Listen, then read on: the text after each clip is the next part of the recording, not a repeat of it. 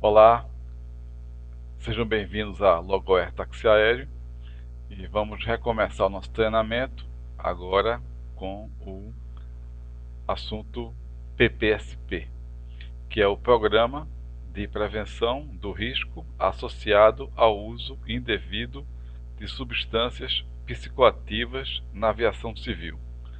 É um nome extenso, resolveram dar um nome tamanho família, mas basicamente o PPSP é um programa também exigido pela ICAO, né?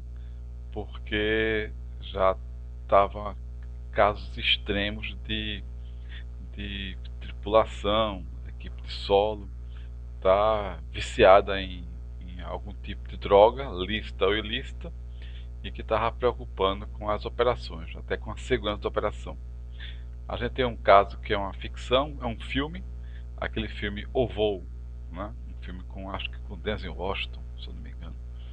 E é um filme muito bom, né? Ele mostra realmente o lado da pessoa que dependente, né? No caso depende de álcool e de cocaína. E tu, tudo que envolve com a segurança, né? Numa situação de a pessoa estar sobre efeito, né? De álcool ou efeito de alguma droga. Então, esse PPSP, aí está o professor informando que a aula hoje é de PPSP. O, existe um regulamento, tá? É o RBAC 120, que ele fala sobre, ele regulamenta, aliás, sobre a questão das substâncias psicoativas, né? É, eu acho que eu não falei especificamente como eu vou falar agora, mas sempre o RBAC é um regulamento, como eu já tinha dito, o regulamento ele tem força de lei, porque a lei que criou a ANAC, que criou a agência, dá poder a essa agência a emitir regulamentos, né? E a partir desse momento o regulamento tem força de lei. E o regulamento é o RBAC. Existem as IS, que são as instruções suplementar. Essas instruções, elas é o caso, o RBAC regulamenta e a IS diz como é, né? Então a IS sempre é a quem manda fazer o manual, explica como faz o manual e como você deve proceder para você atender o regulamento. São duas peças que andam juntas, é o RBAC e a IS. O RBAC regulamenta e a IS diz como você deve fazer. E a IS, ela fala que a gente tem que fazer um manual, que é exatamente o PPSP. Bem, novamente Geraldo Filho com seus fluxogramas, mas é muito importante fluxograma e fica mais fácil entender. Esse é o fluxograma aqui do PPSP, vamos falar com ele. Bem, tudo começa com um diagnóstico situacional. A gente vai emitir um pequeno relatóriozinho, um questionário bem simples, né? E a partir desse questionário a gente desenvolve o manual PPSP. Dentro do PPSP nós temos a atividade ARSO, é a atividade de risco de segurança operacional. Atividade ARSO é tudo que envolve de risco na aviação. Por exemplo, o tripulante de uma aeronave faz parte de uma atividade ARSO. Tem um risco, né? O risco inerente à situação da aviação. O pessoal de rampa, tá? O pessoal, todo mundo realmente que interage e que possa influenciar em alguma questão de segurança, né? Até o operador de trator que faz o pushback, quem embarca, desembarca as cargas, quem trabalha na parte ar do aeroporto, né? Incluindo logicamente as tripulações. Então vamos lá. temos toda uma atividade aço, que ele vai receber um treinamento. Esse treinamento é exatamente esse que nós estamos fazendo aqui agora. E dentro da empresa, se ela roda normalmente, e vai ter em alguma situação aqui, uma situação de anormalidade com relação a algum acidente ou algum incidente, né, com pessoas, que envolvam pessoas. Então, nessa situação, se não houver nenhum tipo de acidente ou incidente, é uma situação normal, tá? Então, as pessoas ARSO estão liberadas para o serviço, sem nenhum problema. Havendo uma situação de pós-incidente ou acidente, ou uma suspeita justificada, a suspeita justificada é quando você tem certeza que a pessoa está trabalhando, vamos supor, bêbada. É uma suspeita justificada. Você percebe que tal elemento, tal pessoa está trabalhando, mas está sob efeito de algum tóxico, né? Então é uma suspeita. Você tem uma suspeita que essa pessoa esteja realmente utilizando alguma droga ou álcool, né? É muito comum, né? A gente aqui mesmo no Guararapes, a gente sabe que várias pessoas de rampa trabalham à base de aguardente, né? Então eu tenho uma suspeita justificada. Havendo esses três casos, essas três situações de pós-acidente ou pós-incidente ou uma suspeita justificada, é feito um exame toxicológico, tá certo? Se o resultado for negativo, essa pessoa está liberada ao serviço. Mas se o exame der positivo para algum tóxico, tá? Lícito ou ilícito, volto a falar, configura um evento impeditivo, tá? E esse evento impeditivo, a empresa é forçada a fazer uma reabilitação desse sujeito, tá certo? Ele, após a reabilitação, ele volta aqui para cima, faz um novo exame. Se o resultado é negativo, ele está liberado ao serviço. Se der positivo, volta a configurar um evento impeditivo com a nova reabilitação e vai ficar nesse looping aqui até o elemento ser demitido, né? Ou ser reabilitado e que ele volte a fazer parte do serviço. Esse fluxograma é o fluxograma mais simples e da visão geral do PPSP, né? É exatamente isso, você colocar procedimentos na empresa, tá? Que pode ser, por exemplo, eu tive em swap já várias vezes, nessas fábricas de transportadoras, e só o motorista só entra depois do teste do bafômetro, vamos supor, um exemplo, né? Para empresas pequenas, até 10 empregados, não é preciso fazer nenhum exame, tanto prévio como o aleatório, tá? No caso da Logoé, nós temos bem menos de 10 empregados, então a gente só vai fazer exame se houver um incidente, acidente ou suspeita justificada, certo? Vamos seguir aqui o PPSP. Muito bem, algumas siglas do PPSP: ARS, área restrita, segurança de aeródromo; ARSO, aquele que eu falei aqui no anterior, uma atividade ASO, é uma atividade de risco à segurança operacional. O DS é o diagnóstico situacional, que é aquele questionário que é feito antes. É um questionário bem besta. Você fuma? Você gosta de algum entorpecente? Todo mundo vai dizer que não, né? Alguém gosta de... você bebe? Não bebe? que é que você acha da empresa? Depois eu apresento o diagnóstico. A gente tem o ESP, que é o especialista em transtornos mentais e de comportamento decorrentes do uso de substância psicoativa. Normalmente o ESP seria um médico, psiquiatra, especialista em reabilitações, né? No caso de uma pessoa realmente viciada em álcool, viciada em outra droga qualquer. O ETSP, isso é o exame toxicológico de substâncias psicoativas. Toda vez que se fizer um exame toxicológico, o nome dele é ETSP. MR, médico revisor, é o médico que vai acompanhar a empresa e vai solicitar os exames, né? Esses exames têm que ter receita médica, prescrever os exames.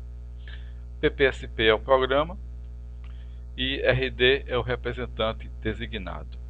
O representante designado é a pessoa responsável em fazer o manual, em acompanhar certas normas, que no caso assume o diretor de segurança operacional, sou eu, né? Então eu sou o representante designado.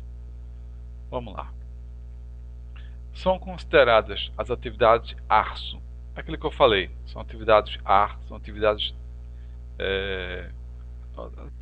afim na aviação, né?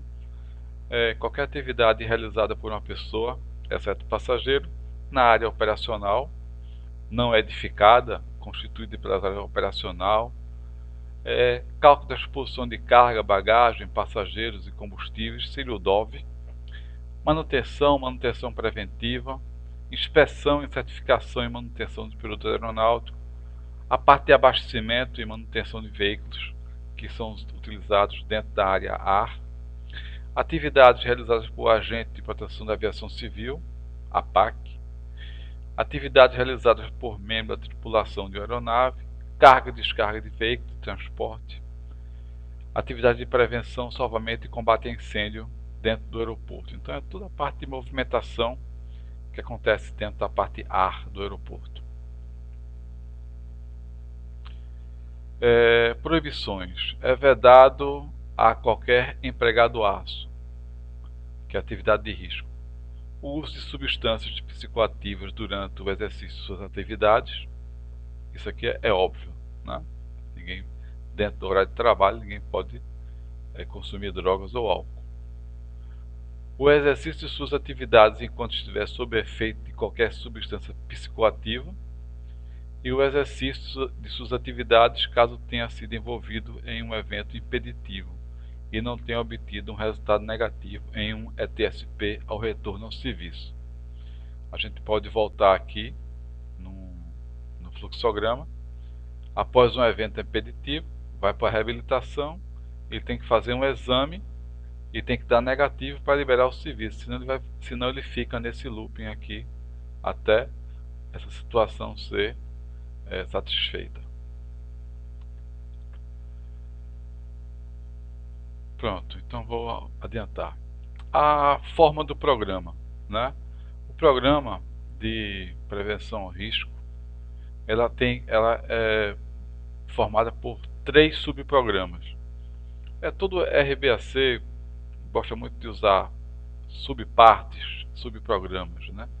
Então, dentro do PPSP, que é o total, a gente tem o subprograma de educação, de exames e também do evento impeditivo. São 3 subprogramas, são 3 partes que tem um PPSP. Muito bem, o programa de educação é a subparte H do RBAC 120, que na prática é o treinamento. É o que estamos fazendo aqui agora. Nós estamos exatamente exercendo a subparte H, que é a parte do treinamento. A parte de exames, que é a subparte I, são os exames laboratoriais, né? Que é exatamente, pode ser o exame de urina, que é o mais simples para pegar álcool e outras substâncias, exames de cabelo da perna ou do braço para ver tóxicos mais potentes, né? E o subprograma de evento impeditivo, que é a resposta ao evento impeditivo, é a subparte J, tá? Subparte J, e tem a ver na prática com a reabilitação. Então, o programa ele dá direito a uma pessoa que tiver configurado um evento impeditivo, né, ela se reabilitar, né? Então, o programa dá essa colher de chá aí às pessoas. Muito bem. Aprofundando aqui mais junto com o fluxograma, o ambiente da empresa, nós vamos fazer o diagnóstico situacional e é feito pelo representante designado. A parte de educação, que é o treinamento, quem está fazendo aqui agora, também é feito pelo representante designado, que no caso dentro do manual tem o meu nome, meu CPF, minha cópia da minha identidade, que eu sou o representante da empresa para atuar na parte do PPSP. Com relação aos exames laboratoriais, a etapa é de ETSP, que é exame de toxicológico, né? É feito pelo médico revisor. Então, eu não tenho o poder de prescrever receita, de solicitar exames. Então, a gente vai ter que ter um médico, que é o médico revisor. E a parte de reabilitação, que foi na etapa do evento impeditivo, vamos supor, uma pessoa fez o exame, deu positivo, ela vai para a reabilitação. Essa reabilitação é feita pelo ESP, que é o especialista em substâncias psicoativas. Normalmente é uma empresa né, que seja responsável em reabilitação. Não seria Alcoólicos Anônimos, não. Seria coisa mais grave. Seria uma clínica realmente, ou um médico psiquiatra. Subprograma de educação para a prevenção do risco. Muito bem. Então a gente já temos os 3 subprogramas: educação, exames e evento impeditivo. Bem, o diagnóstico situacional, DS, é o resultado de uma pesquisa de avaliação comportamental dos colaboradores da Logoé, com o objetivo de gerar um mapeamento específico dos problemas relacionados ao uso nocivo e dependência do álcool e de outras substâncias psicoativas. O questionário contém perguntas de base pessoal sobre as rotinas do seu cotidiano, focando os seguintes assuntos: vida profissional, ambiente de trabalho, convivência externa à empresa, situação financeira e saúde. Esse diagnóstico, a gente sabe que ele não é perfeito, né? As pessoas podem omitir, mentir, né, as respostas, mas não deixa de ser uma fonte de dados, né? A gente tem uma Logoé que só tem 4 empregados, 4 colaboradores, é fácil, a gente nem vai precisar tanto. Mas uma empresa maior, que já tem vamos supor, já tem uma equipe de rampa, né? Que essa equipe de rampa normalmente não requer muita escolaridade e tudo, então a gente sabe que possa ter mais influência de álcool, vamos supor, né? Então, não deixa de ser levantar alguns dados da empresa, esse diagnóstico situacional. Bem, está aqui ele, está lá no RBAC algumas coisas, eu tirei outras coisas também, tipo, sinto orgulho de trabalhar nessa empresa, sim, não, mais ou menos. Sinto orgulho na minha atividade, acho que a empresa, ambiente de trabalho, o ambiente de trabalho favorece a execução de minhas atividades na empresa. Convivência externa à empresa, estou vivendo bem com a minha família. Situação financeira, estou satisfeito com a minha residência. Saúde, estou satisfeito com o meu estado físico. Qual a melhor companhia para sair? Você fuma? Qual a sua bebida preferida? Então, já começa a perguntar algumas coisas que vai direcionar a pesquisa. Bem, o representante designado, como eu falei, é Geraldo Araújo Filho, eu, né? Cargo de diretor de segurança operacional, está aí meu CPF, celular, telefone. Supervisores treinados para encaminhamento a ETSP.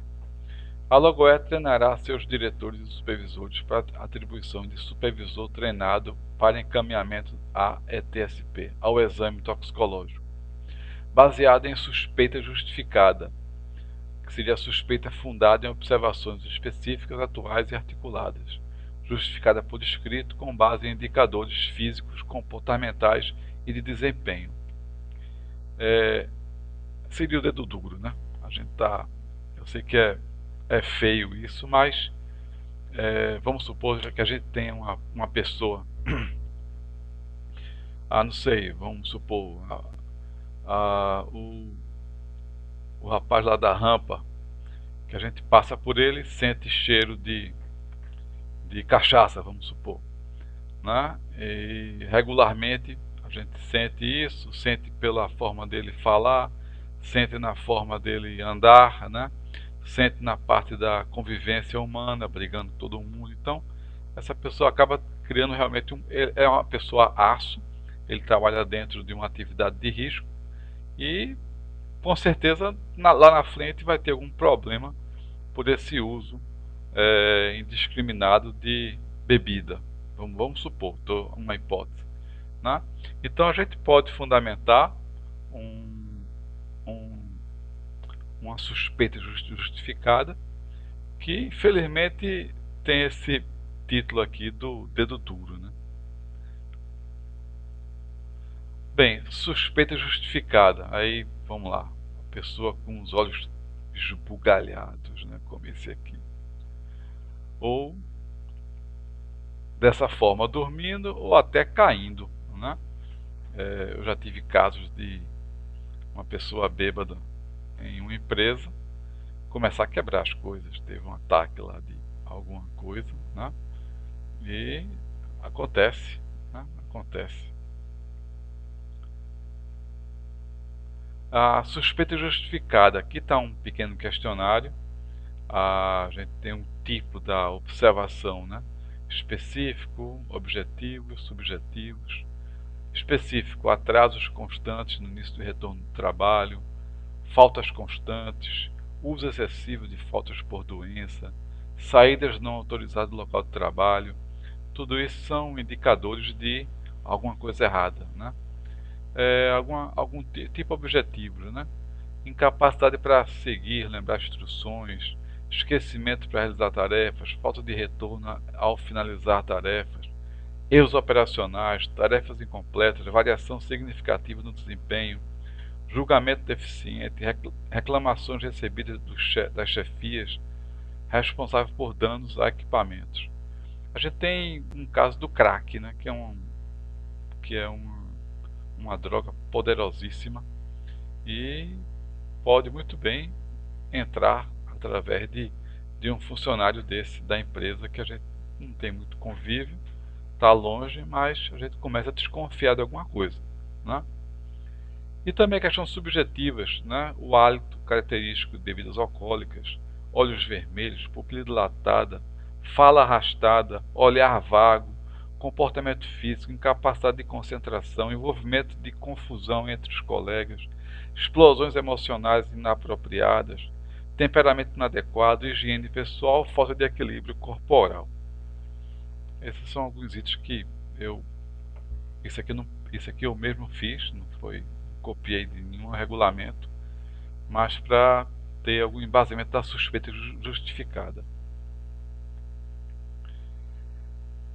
Muito bem, subprograma de exames toxicológicos. A gente saiu da parte o TSP, exame toxicológico. Esses exames podem ser de álcool, metabólitos de opiáceos, que é o ópio. A gente não tem muito ópio aqui no Brasil, né?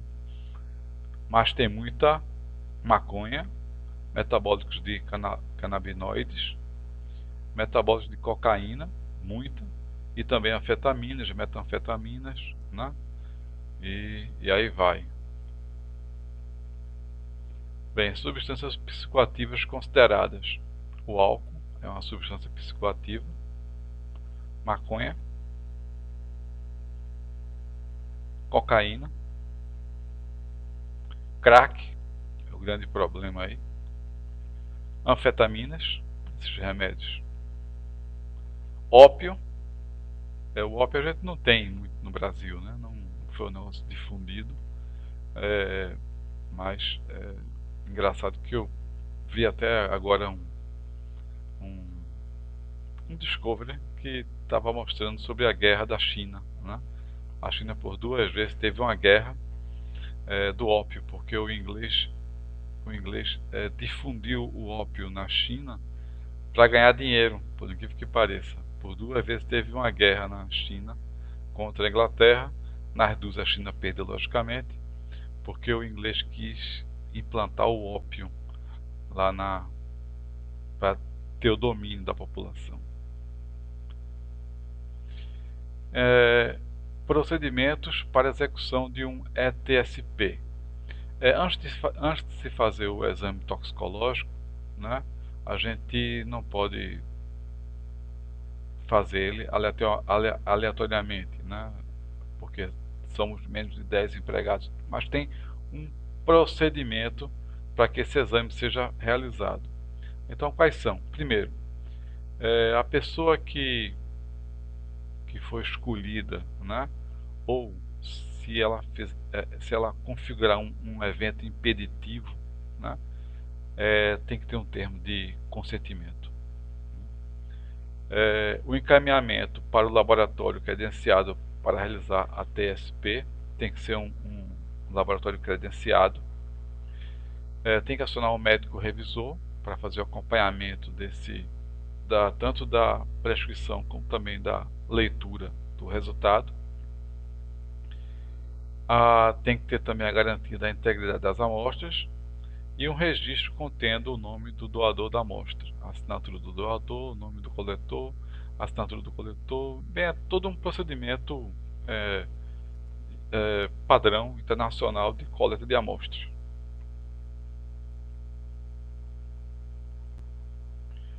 Aqui é um exemplo do termo de consentimento, tá?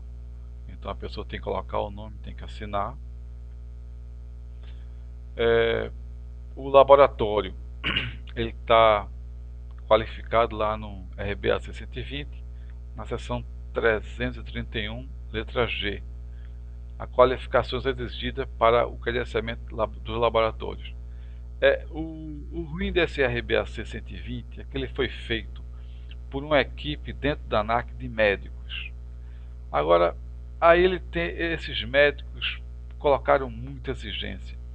Pra você ter ideia, aqui em Recife a gente não tem nem esse laboratório credenciado, porque ninguém quer se credenciar dessa forma. Só vai ter em São Paulo. Mas tudo bem, a gente manda amostra de avião para lá.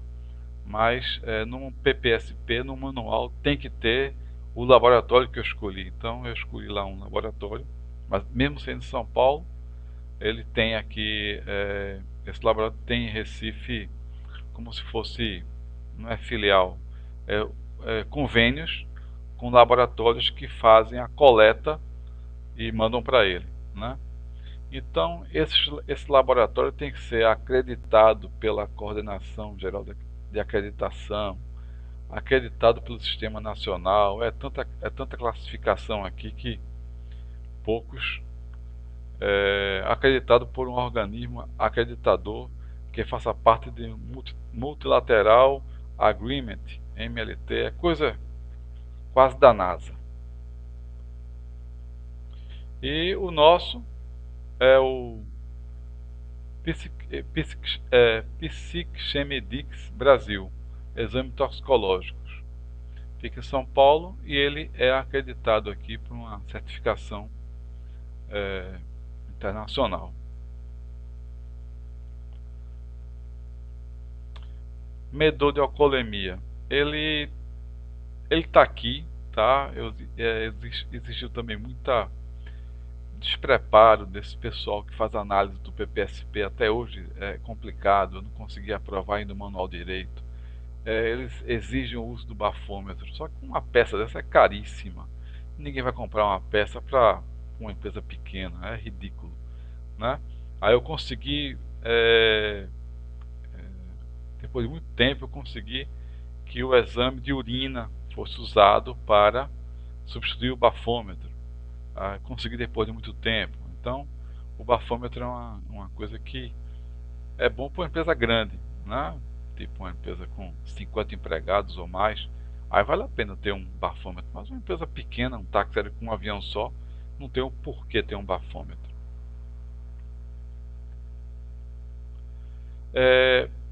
Existe também o direito à recusa, né? Vamos supor que haja um evento impeditivo por um acidente, um incidente ou uma suspeita justificada e o sujeito não quer fazer. Ele, tudo bem, ele tem um termo de recusa, tá? Mas ele não pode trabalhar. Aí a empresa vai decidir se mantém um cara sem trabalhar recebendo ou demite, né? Muito bem. Aí o termo de recusa, ele tanto pode assinar o termo de consentimento como assina o termo de recusa. Tipos de exame toxicológico. Então a gente tem vários tipos de exames, tem uns 1, 2, 3, 4, 5, 6 tipos de exame. A gente tem o exame toxicológico ETSP, exame toxicológico prévio, é quando a pessoa vai ser admitida na empresa, já faz o teste. O ETSP aleatório, quando aleatoriamente vão ser pegos todo mês N pessoas, né, na empresa. O TSP pós-acidente ou incidente, que é o nosso caso, nós somos isentos, tá? Do prévio e do aleatório, porque estamos como aqui está SAI, mas não está errado, a gente menos de 10 empregados. Então a gente só tem o ET pós-acidente e o ETSP, o exame baseado em suspeita justificada. Sim, eu posso ter um elemento que a gente visivelmente, notoriamente, ele está usando drogas, né? E indo trabalhar sob efeito de entorpecentes. Eu tenho um ETSP de retorno ao serviço e um ETSP de acompanhamento. Bem, subprograma de evento impeditivo, que é esse aqui, né? Esse evento impeditivo ele está naquele último loopzinho aqui embaixo, que é quando há o exame impeditivo, ele se reabilita e faz um novo teste, né? Então essa fase aqui é exatamente o subprograma de resposta ao evento impeditivo. Método de cumprimento. A LogoE se compromete a contratar um ESP, especialista em transtornos mentais e de comportamento, desenvolvendo as atividades de reabilitação do empregado com evento impeditivo conforme o subprograma de resposta a evento impeditivo. Isso é, o próprio regulamento diz que a pessoa não deve ser demitida, né? A pessoa tem que ser reabilitada. Muito bem. Mas também e que a empresa tem que arcar com o custo dessa reabilitação. Beleza? Concordo, né? Aí depende dele, no próximo ele se reabilitar, no próximo exame dá negativo, ele volta à atividade.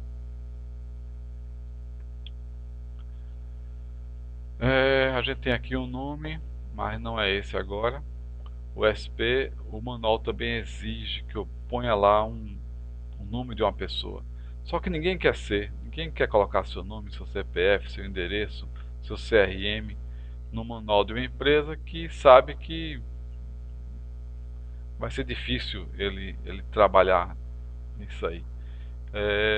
Mesmo assim a gente consegue uma pessoa, não está aqui, não está atualizado esse slide, mas eu tenho que ter um ESP, que é uma pessoa responsável. É o especialista de transtornos mentais, médico psiquiatra. O subprograma de resposta ao evento impeditivo. Recomendações pelo ESP de uma ou mais das seguintes ações: orientação sobre normas, aconselhamento terapêutico, psicoterapia, farmacoterapia, usar remédio para ficar bom, e um programa de tratamento de regime ambulatorial ou em regime de internação. Esses são os métodos, né, de reabilitação, depende da gravidade. E por fim, a gente tem aqui a mensagem da Xuxa, né? Drogas, estou fora. É uma realidade, né? Droga, qualquer tipo de droga, as listas e as ilícitas, né? Principalmente as listas são perigosas, né? Ok? O PPSP, o módulo ECO, fim do módulo. Beleza, pessoal? Tranquilo? Espero que tenha gostado aí do PPSP. Um abraço.